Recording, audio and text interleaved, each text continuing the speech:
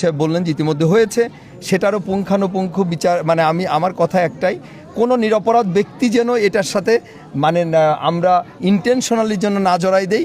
প্রকৃত দোষী যারা এই হত্যাকাণ্ডের সাথে, তাদের যেমন বিচার হবে, এবং এই হত্যাকাণ্ড পরবর্তী যে লুটতরাজ হয়েছে, অগ্নিসংযোগ হয়েছে, আপনার গবাদি পশু পর্যন্ত চুরি করে নিয়ে গেছে,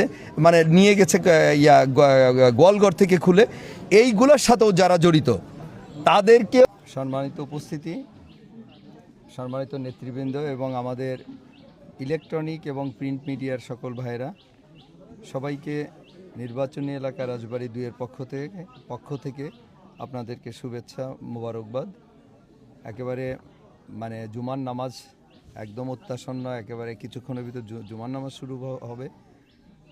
আপনারা ইতিমধ্যে আমাদের উপজেলা বিএনপির সাধারণ সম্পাদক, এই অঞ্চলের প্রিয় মানুষ শাহ মোহাম্মদ রফিক সাহেব, আমাদের থানার ভারপ্রাপ্ত কর্মকর্তা সহ আমাদের রেজাউল করিম রিঙ্কু, জেলা পরিষদের প্রশাসক, এবং আমাদের অনেক নেতৃবৃন্দ আছে। আপনারা আমাদের কিছু নেতৃবৃন্দের কাছে কিন্তু শুনেছেন অ্যাকচুয়ালি যে ঘটনার কারণে এই পরিস্থিতি তৈরি হয়েছে। আমরা এখানে এসেছি, যদিও আমার আসতে দেরি হয়ে গেল। আপনারা সবাই জানেন যে আমাদের বাজেট অধিবেশন চলছে, সকাল বিকাল দুবেলা প্রোগ্রাম হয়। আর আমি নিজেও শারীরিকভাবে তো আসলে বেশ কিছুদিন অসুস্থ, কিন্তু সার্বক্ষণিক এই অঞ্চলের মানুষ আমাদেরকে এত বেশি ভালোবাসে, আমাদের এই প্রিয় দলকে, যাদেরকে একদম প্রত্যক্ষ ভোট দিয়ে এবার নির্বাচিত করে রাষ্ট্র ক্ষমতায় এনেছেন। তো স্বভাবত আমরা সবসময় দূরে থাকলেও আমরা সবসময় যোগাযোগ রাখি এলাকার সঙ্গে। এই ঘটনার পরে সার্বক্ষণিক একেবারে সারা রাত বলা যায়, দুই রাত আমাদের উপজেলা প্রশাসন সর্বোচ্চ কর্মকর্তা ইউনো মহোদয় এবং আমাদের প্রশাসনের সর্বোচ্চ কর্মকর্তা আমাদের পাংশার ওসি সাহেব, একেবারে এটা চিন্তাই করা যায় না যে সারা রাত ভরে তারা তাদের প্রশাসনের সমস্ত লোকজনকে নিয়ে এই পরিস্থিতি সামাল দেওয়ার জন্যে এমন কোনো চেষ্টা নাই যে তারা করেননি। এবং আমাদের উপজেলা বিএনপির সেক্রেটারি সাহেব, ওনার বিরাট ভূমিকা। উনি না থাকলে আমাকে ওই রাত্রে ওসি সাহেব এবং আমাদের ইউনো সাহেব দুজনই বলেছেন যে রফিক সাহেব না থাকলে এই দুই পক্ষকে এখান থেকে সরানো একেবারে খুব টাফ হতো। তা কিছু মানুষের তো ব্যক্তিত্ব, তাদের গ্রহণযোগ্যতার কারণে উভয় পক্ষ আশ্বস্ত হয়। তা সেভাবেই ইনশাল্লাহ ওই রাত্রে শেষ হলো।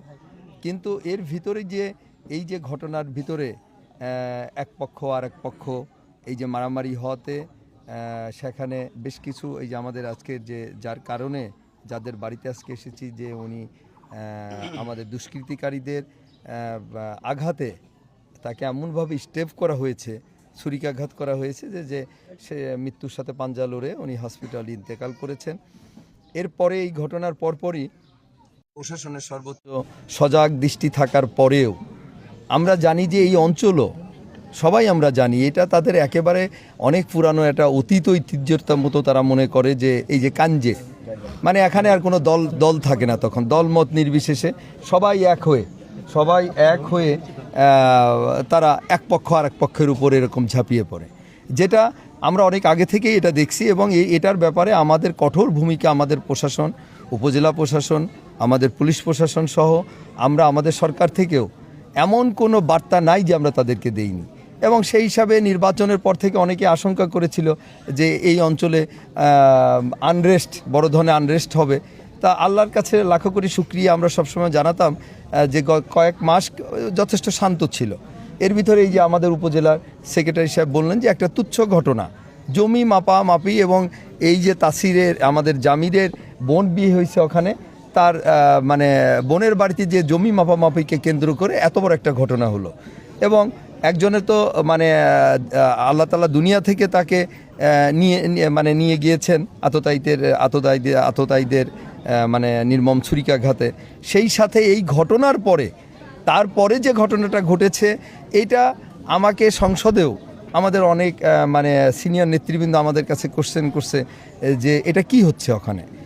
মিডিয়াতে যেভাবে এসছে এই হত্যাকাণ্ডটা বরং চাপা পড়ে গেছে, কিন্তু এর পরের যে ঘটনাগুলো ঘটেছে এইটা একেবারে কিন্তু সেই মধ্যযুগীয় কায়দায়, আমরা জানি সেই আদিম যুগে সেই বর্বরতা থেকে হার মানিয়েছে। মানুষজন আপনার গরু ছাগল নিয়ে, তাদের কাঁথা বালিশ নিয়ে তারা এলাকা ছেড়ে চলে যাচ্ছে। তা এইটা তো মানে বরদাস্ত করার মতো কোনো সুযোগ নেই। আমাদের কথা একদম স্পষ্ট, আমরা সবসময় যেটা বলেছি নির্বাচনের আগে বলেছি, এখনও আমরা সেই জায়গা থেকে এক চুল কিন্তু আমরা নড়িনি যে এই হত্যাকাণ্ডের সাথে যারা আছেন তাদের একটা মামলায় যে আমাদের ওসি সাহেব বললেন যে ইতিমধ্যে হয়েছে, সেটারও পুঙ্খানুপুঙ্খ বিচার, মানে আমার কথা একটাই, কোনো নিরপরাধ ব্যক্তি যেন এটার সাথে মানে আমরা ইন্টেনশনালি যেন না জড়াই দেই। প্রকৃত দোষী যারা এই হত্যাকাণ্ডের সাথে তাদের যেমন বিচার হবে, এবং এই হত্যাকাণ্ড পরবর্তী যে লুটতরাজ হয়েছে, অগ্নিসংযোগ হয়েছে, আপনার গবাদি পশু পর্যন্ত চুরি করে নিয়ে গেছে, মানে নিয়ে গেছে গোয়ালঘর থেকে খুলে, এইগুলোর সাথেও যারা জড়িত তাদেরকেও আমরা জানি যে এই অঞ্চলে কোন জায়গা থেকে কারা এসে এটার সাথে যোগ হয়ে কোনো রকম এই ধরনের ঘটনা ঘটলেই যে এরকম তারা ডাকাতি লুটতরাজ করে, এটারও একদম পুঙ্খানুপুঙ্খ একেবারে নিরপেক্ষভাবে বিচার, মানে এটা তদন্ত করে তাদেরকে অবশ্যই আইনের আওতায় আনতে হবে। আমার কথা হলো যে এটা তো কেউ না কেউ লিড দেয়, নেতৃত্বে যাদের নেতৃত্বে এই কাজে করার জন্য সব ঘর থেকে বেরিয়ে আসে। আমার কথা হলো যে আমাদের উপজেলার সর্বোচ্চ কর্মকর্তা ইউনো মহোদয় এবং প্রশাসনের, পুলিশ প্রশাসনের সর্বোচ্চ আমাদের ওসি সাহেব আছে, তাদের প্রতি আমার আহ্বান যে এই লুটতরাজ হত্যাকাণ্ডের সাথে যারা আছে, যে সমস্ত লিডারশিপ জড়িত, তাদেরকে আগে ধরতে হবে। এই লিডারশিপদেরকে যদি আমরা সমূল উৎপাটন করতে পারি, ইনশাল্লাহ এই অঞ্চলে আর কোনো অশান্তি বলে কিছু থাকবে না।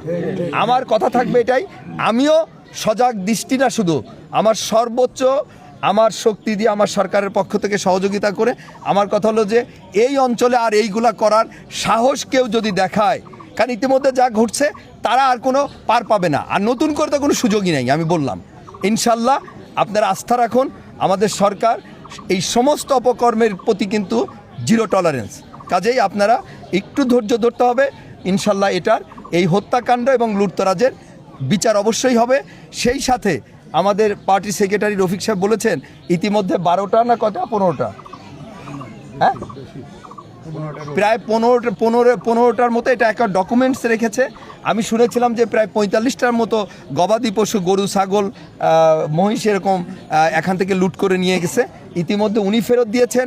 আজকে আমি যখন এটা একটা জায়গায় আমাদের পাটিকাবাড়ি, হাবাসপুর পাটিকাবাড়ি, যখন শুনেছি যে ওখানে এরকম 50,000 টাকা অ্যাডভান্স নিয়ে 3টা মহিষ বিক্রি করতে গেছে, তাৎক্ষণিক আমরা ওইটা ওখানে নজরদারির ভিতর রেখে আজকে আমরা কিছুক্ষণ আগে এটা ট্রাকে করে আমরা সেই 3টা মহিষ ও 50,000 টাকা যেটা ওখানে যে কিনেছিল, আমরা বিভিন্নভাবে দেখেছি, হয়তো উনি আসলে অ্যাকচুয়ালি ব্যবসায়ী করেন, তাকে মিথ্যা তথ্য দিয়ে ওখানে বিক্রি করে এসেছিল। আমি আমাদের পার্টি সেক্রেটারি রফিক ভাইকে বলছি, ওই ফ্যামিলি মনে হয় এটা জানার পরে টাকাটা দিতে চাইছে। আমি বলছি যে না, তারা ক্ষতিগ্রস্ত, তাদের থেকে কোনো টাকা নিতে হবে না, ইনশাল্লাহ আমরা এটার ব্যবস্থা করে দেবো। সেইভাবেই আমরা মহিষ 3টা এখানে নিয়ে এসেছি আজকে। ওরা, আমি যতটুকু শুনছি, যাদের মহিষ তারা ওখানে আর নিতে চাচ্ছেন না, তারা এখনও ভীত সন্ত্রস্ত। যদিও ইনশাল্লাহ সমস্যা হবে না, তারপরেও যেহেতু তারা ওখানে নিতে চাচ্ছেন না, ওনারা এখান থেকেই এটা নেবেন। আমাদের উপজেলার সর্বোচ্চ কর্মকর্তা ইউনো মহোদয় এবং ওসি সাহেব ওইটা আজকে কিছুক্ষণের ভিতরেই নামাজের পরে এটা হস্তান্তর করে দিবেন। তো ইনশাল্লাহ আপনারা জানেন যে 15টা, আজকে 3টা, 18টা, তা 18টা গবাদি পশু কিন্তু ইতিমধ্যে ইনশাল্লাহ হস্তান্তর হচ্ছে। আর বাকি যা যা ক্ষয়ক্ষতি হয়েছে এগুলোর প্রতি আমরা তীক্ষ্ণ দৃষ্টি রাখছি, এবং আমরা বিভিন্ন পর্যায়ে সরকারের পক্ষ থেকেও যে সমস্ত ক্ষয়ক্ষতি হয়েছে আমরা যতদূর সম্ভব ইনশাল্লাহ অবশ্যই এগুলো আমরা তাদেরকে এই ক্ষতিপূরণ দিয়ে যতটা সম্ভব তাদেরকে সাময়িক আমরা